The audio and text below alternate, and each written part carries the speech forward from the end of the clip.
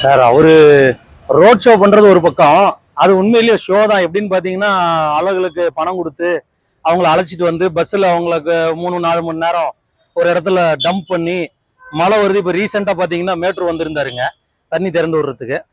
Night அந்நேரத்துக்கு ஒரு 9-9:45 வாக்கில் அவர் road show வராங்கிற பேரில் எல்லாத்தையும் மலையில் பிடிச்சி அவங்க 2 மணிலேருந்து நிற்க வச்சிங்க.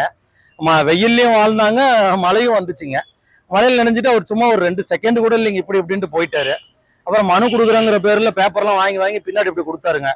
அதன்படி அவர் எந்த நடவடிக்கை எடுத்த மாதிரி தெரியலீங்க. அதுக்கு பதிலாக அதெல்லாம் விட்டுட்டு அவர் மக்கள் நலிய பணிகள் செஞ்சாவது மக்கள் அவரை பத்தி அடுத்த வரக்கூடிய தேர்தல் எல்லாம் சிந்திப்பாங்க. அவரு இது ரோட் ஷோ முதல்ல பாத்தீங்கன்னா பாரத பிரதமர் மோடி பண்ணி பார்த்துருக்கேங்க. அவர் பண்ணது மக்கள் வந்து ஏதோ ரூபா எதுவும் இல்லாம போய் பார்த்தாங்க, பிடிச்சாங்க, ஏதோ நடந்திருக்குங்க. ஸ்மார்ட் சிட்டி பாருங்க இங்க வந்திருக்கு.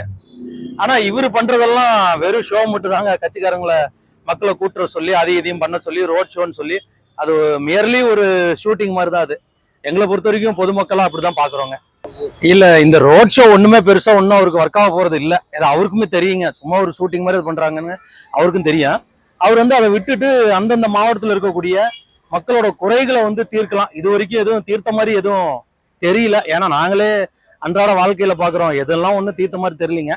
அவர் திருப்பியும் ஒரு கால் ஜெயிக்கணும்னு முடிவு பண்ணிட்டாருன்னா மக்கள் நல பண்ணி செய்யறது சால சிறந்தது சார். மக்கள் மனோநிலைமை எந்த வேலையும் நடக்கலைங்கிற மனோநிலைமையில தான் இருக்காங்க சார்.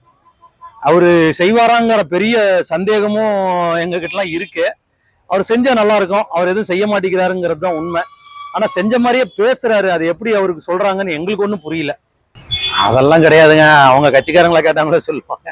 எழுச்சியெல்லாம் ஒன்றும் பெருசா இல்லைங்க சார். அது அவருக்கும் வந்து தகவல்கள் போயிருக்கும். சும்மா அது பண்ணிட்டு இருக்காரு, அவ்வளவுதான். அப்படிதான் எடுத்துக்க முடியுமே தவிர எழுச்சியெல்லாம் ஒன்றும் அதுல கிடையாதுங்க.